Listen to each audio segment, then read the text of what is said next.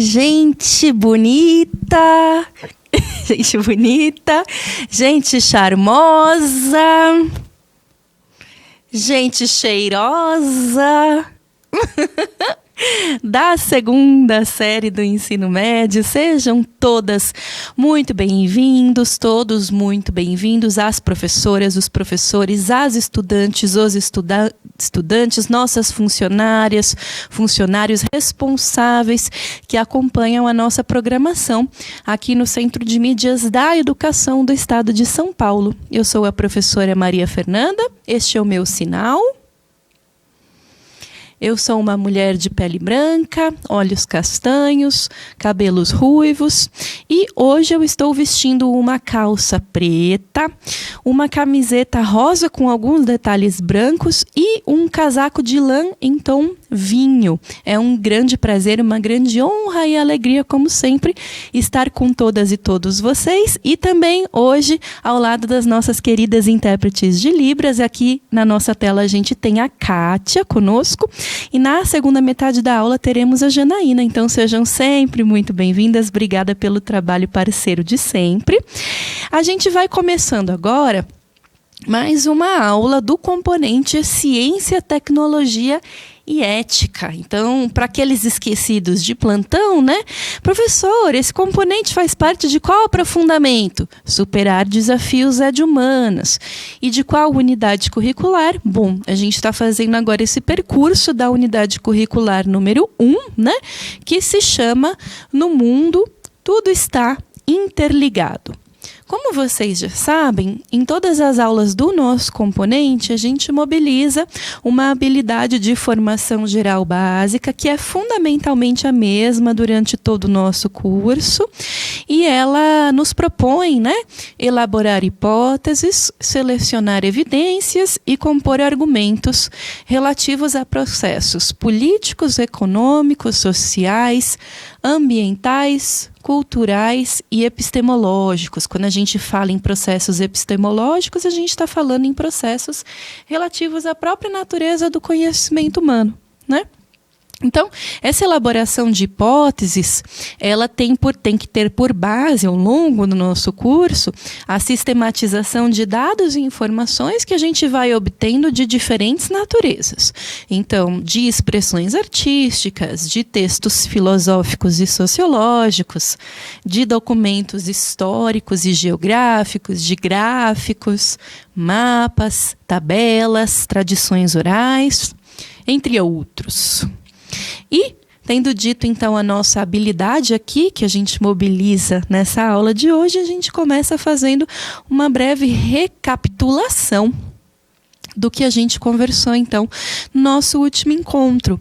Para aqueles que estão com a memória mais fresquinha, né, que assistiram o último encontro há pouco tempo, a gente falava na nossa última aula do pensamento de dois autores, dois alemães, que são o Theodor Adorno e o Max Horkheimer, esses dois pensadores que juntos e ao lado também de outros investigadores, né, das humanidades, da economia, da política, enfim, fundam e fazem parte de uma escola de pensamento que ficou conhecida como a Escola de Frankfurt, né? Então, Adorno e Horkheimer capitanearam, digamos assim, a Escola de Frankfurt.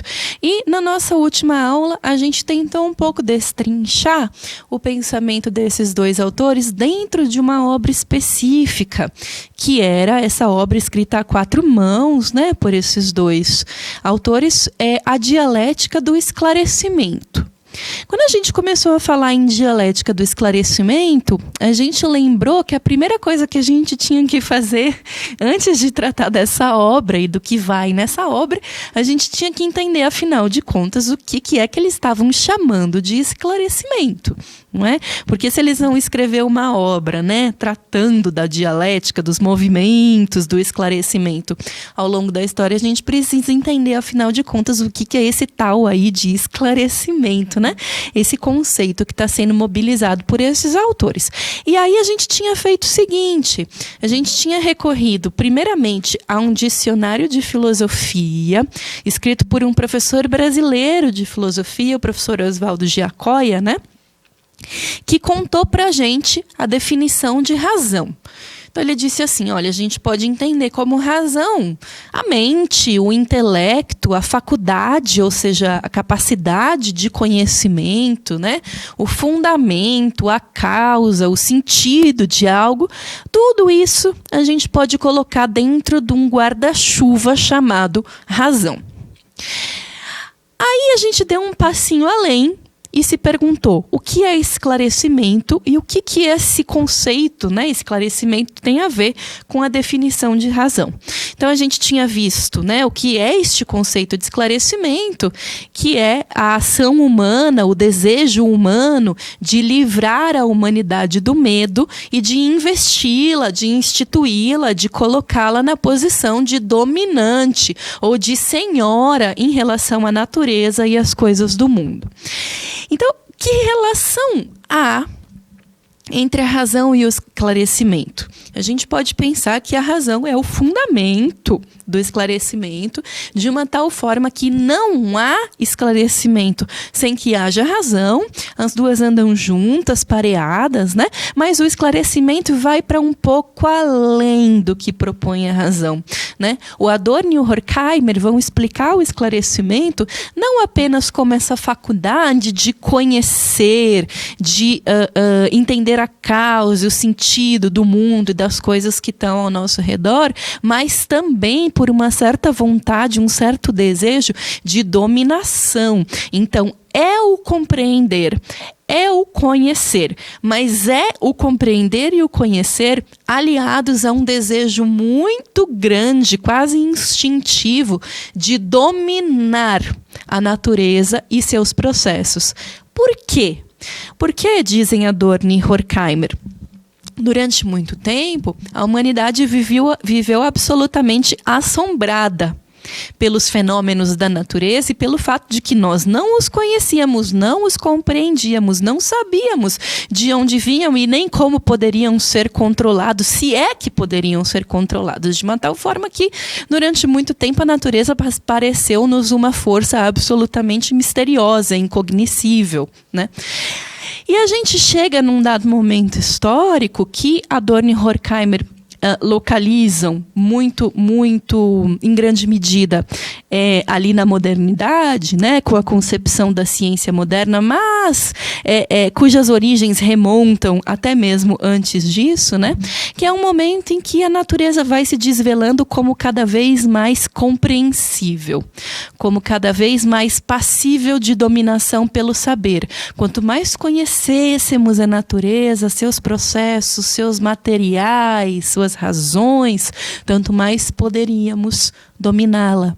Dominar significa, entre outras coisas, a possibilidade de modificá-la, tá certo? Então, quanto mais conhecemos, por exemplo, sobre uma determinada árvore que abunda numa região do planeta, tanto mais saberemos as propriedades que compõem ali seus elementos, a sua madeira, por exemplo, saberemos qual a dureza dessa madeira, saberemos para onde correm os seus veios e de que forma ela pode ser empregada para a facilitação da vida humana através do domínio da natureza pelo saber.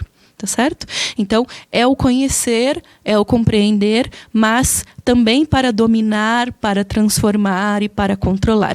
Esse é o sentido de que está carregada a palavra esclarecimento, que é o norte, né, o objeto principal no qual se debruçam o Adorno e o Horkheimer para falar sobre os seus movimentos, os movimentos do esclarecimento ao longo da história da humanidade, mas principalmente, né, dando ênfase aí à modernidade, tá certo? Então, lá na Dialética do Esclarecimento, que é uma obra de 1947, metade do século XX, Segunda Guerra Mundial tinha acabado de acabar, estava muito vívida na memória dos homens todo o terror, as mortes, as torturas, torturas que foram, né, impingidas, né, às vítimas da Segunda Guerra Mundial. Então, muito ainda movidos por essa lembrança é que Adorno e Horkheimer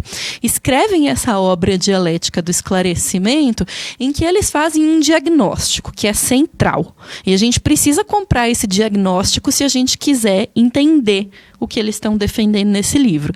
E o diagnóstico que eles fazem é o seguinte: olha só, a civilização burguesa, ou seja, a nossa civilização capitalista, né, contemporânea, ela está em colapso. E de onde vem esse colapso? Vem precisamente do fato de que o sentido da ciência está se tornando cada vez mais problemático.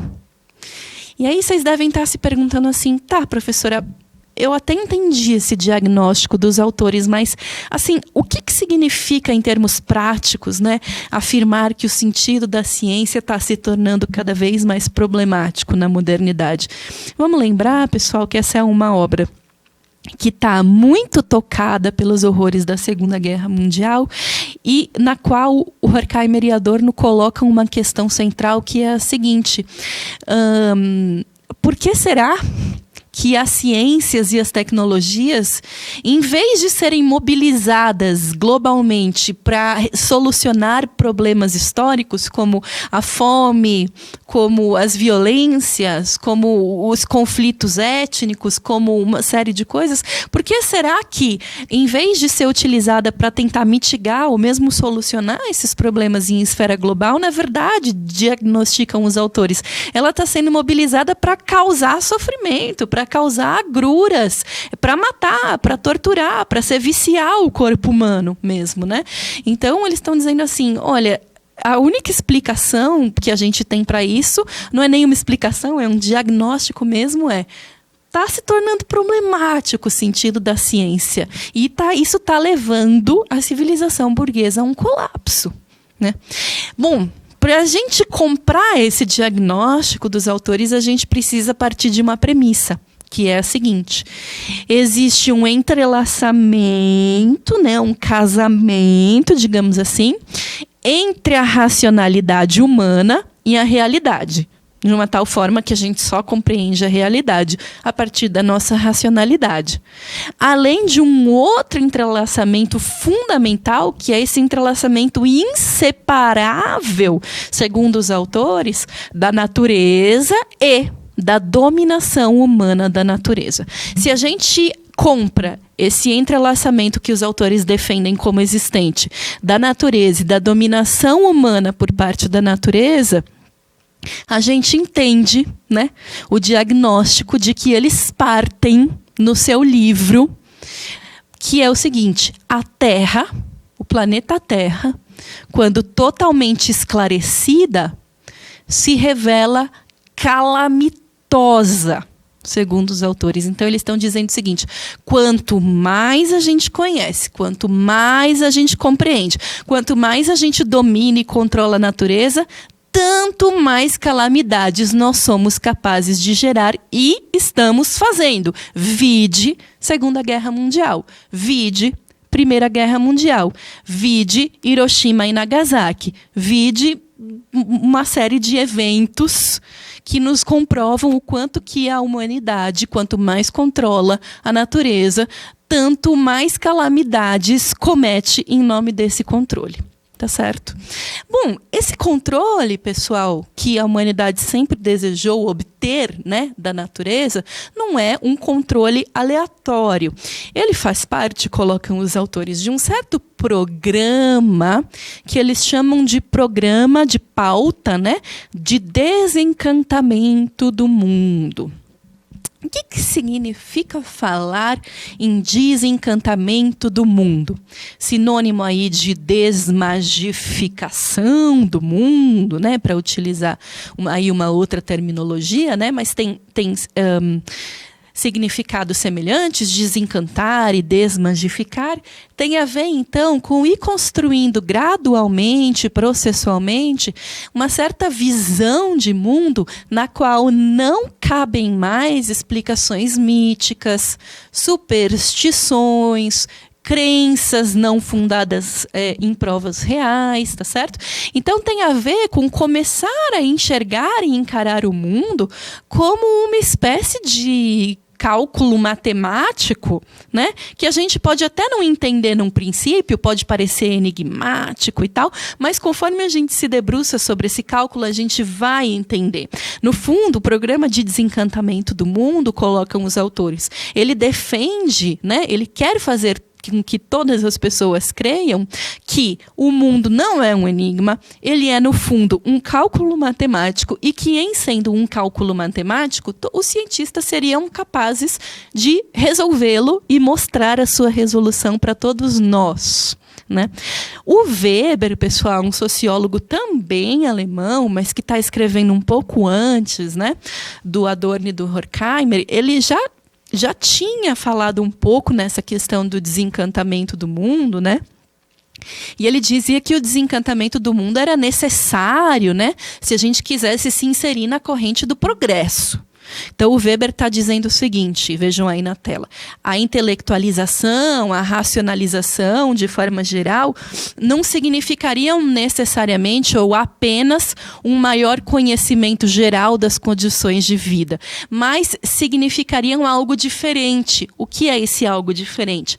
É a consciência de que, se eu quiser, eu posso a qualquer momento experimentar o fato de que não há poderes ocultos guiando o mundo. Não há poderes imprevisíveis guiando ou interferindo no mundo. O que há é um cálculo matemático que pode muito bem ser desvendado, né, pela espécie humana. Então, mesmo que eu não conheça esse cálculo matemático aqui na minha vida mundana, cotidiana, trivial, eu posso me acalentar, eu posso me acalmar diante do fato de que há quem conheça. E se há quem conhece, então o mundo não é um enigma, o mundo não é uma superstição, o mundo não é. Tá certo? Então, esse programa de desencantamento do mundo, colocam, né, o Adorno e o Horkheimer, é o programa, é a ideia que está no pano de fundo, assim, né, desse diagnóstico que eles fazem de que o sentido da ciência está ficando cada vez mais problemático. E que a gente não está fazendo bons usos da ciência à medida em que, quanto mais conhecemos o mundo, tanto mais calamidade geramos nesse mesmo mundo. Tá certo? Bom, tendo em vista, então, pessoal, esse programa de desencantamento do mundo, tendo em vista o conceito, né, de Adorno e Horkheimer de esclarecimento, ou pelo menos a forma como eles mobilizam esse conceito, e tendo em vista também que a obra na qual a gente se debruça, a Dialética do Esclarecimento, é uma obra que foi produzida ainda tocada, né, pela Segunda Guerra Mundial, eu quero colocar uma pergunta aqui na tela para vocês. E a pergunta que não é nem um pouco trivial, né? Não tem uma resposta pronta, quero dizer, Adorno e Horkheimer tentam responder essa pergunta, né? Quando eles escrevem a sua Dialética do Esclarecimento, é essa aqui que aparece aí para vocês e que diz o seguinte: como é que nós chegamos a Hiroshima e Nagasaki? Então, os autores não estão se perguntando quais são as consequências de Hiroshima e Nagasaki, e eles nem estão se perguntando também quais foram os embates diplomáticos entre Estados Unidos e Japão que resultaram diretamente em Hiroshima e Nagasaki. Percebam que a sutileza dessa pergunta é muito mais profunda.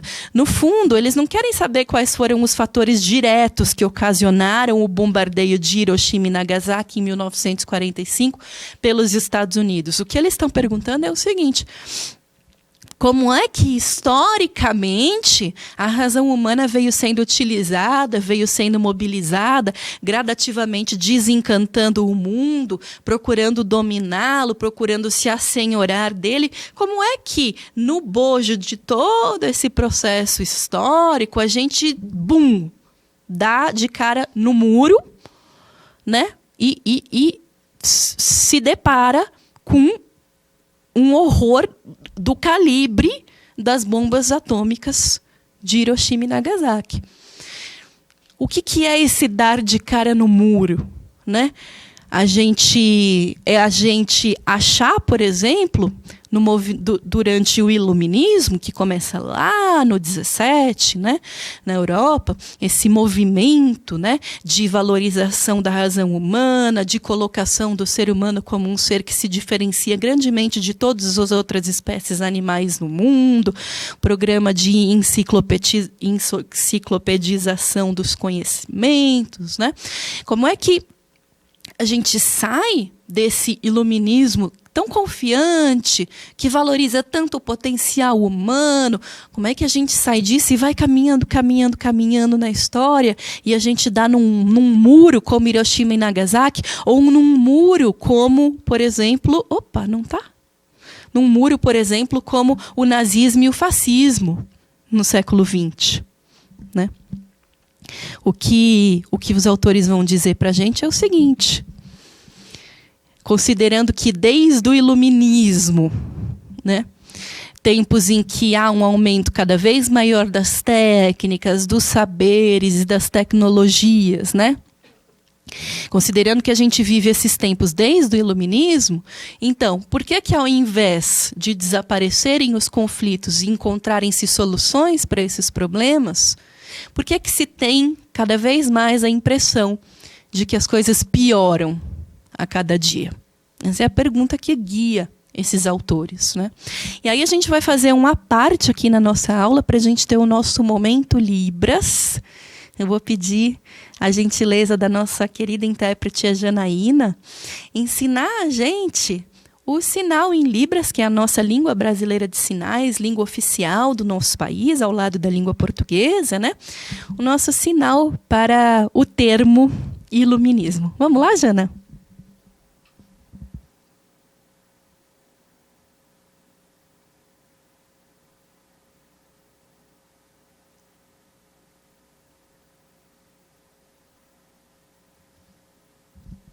Perfeito. Então, a Jana e a Kátia me ensinaram que iluminismo a gente tem aqui o I, né? E aqui o sinal do pensar, do imaginar. Perfeito. Muito obrigada, querida. A gente tem esses autores se perguntando como é que o iluminismo, né, oportuniza, enseja essa autoconfiança tão enorme na raça humana e nas suas capacidades intelectivas. Como é que a gente vai caminhando ao longo da história para chegar no muro, né, do nazismo e do fascismo no século XX, ou das bombas atômicas, né, em Hiroshima e Nagasaki? Bom, qual é a explicação que os autores procuram dar para essas questões? Eles dizem o seguinte: o projeto de desencantamento ou de desmadificação do mundo tem como premissa procurar tornar o ser humano superior a essa natureza que passa a ser entendida como algo mais ou menos desimportante, que só está ali para ser subjugada pelas nossas capacidades. E que é subjugada sem maiores resistências, digamos assim, pelas nossas capacidades, técnicas, saberes, enfim. Tá? E que isso, como se fala, ao mesmo tempo, paralelamente, acabaria por possibilitar a criação de uma ideia de que um indivíduo ou um grupo de indivíduos poderia ser superior a outro. Então, pegaram um raciocínio. Se por um lado, né, o programa, o iluminismo, o desencantamento do mundo, defendem que a raça humana é superior à natureza porque consegue dominá-la, subjugá-la, controlá-la, modificá-la, por outro lado, mas nesse mesmo movimento, criar-se-ia também uma certa ideia de que haveria entre os próprios seres humanos indivíduos e grupos que seriam superiores uns aos outros. E é aqui um dos pontos fundamentais que estaria essa contradição inerente ao esclarecimento, que identificam aí o Adorno e o Horkheimer. Então, eles dizem o seguinte: Por um lado, os conhecimentos e as tecnologias, de fato, aumentam as possibilidades de conforto para a espécie humana. Gente, isso é inegável. A gente não vai aqui fazer uma defesa, né, do retorno a uma vida desprovida de qualquer facilidade tecnológica, né? Elas aumentam, sim, as possibilidades de conforto e de bem-estar para a espécie humana. Mas, ao mesmo tempo, e isso é muito necessário que seja reconhecido, esse é o objetivo de Adorno e Horkheimer com a sua obra, a gente precisa reconhecer também que há um outro lado, uma outra faceta nesse prisma, que é a seguinte: ao mesmo tempo em que facilitam a vida humana, também têm o potencial de intensificar a dominação e a exploração, não só do homem sobre a natureza, mas também do homem sobre o próprio homem. E é assim que, historicamente, no longo termo, a gente chega a esses muros que a gente vai encontrando e se deparando no meio do caminho. Certo? A conclusão, né, que Horkheimer e Adorno chegam na sua obra, na Dialética do Esclarecimento, é a conclusão de que o esclarecimento é totalitário. Por que totalitário? Porque ele se insere em todos os âmbitos da vida humana.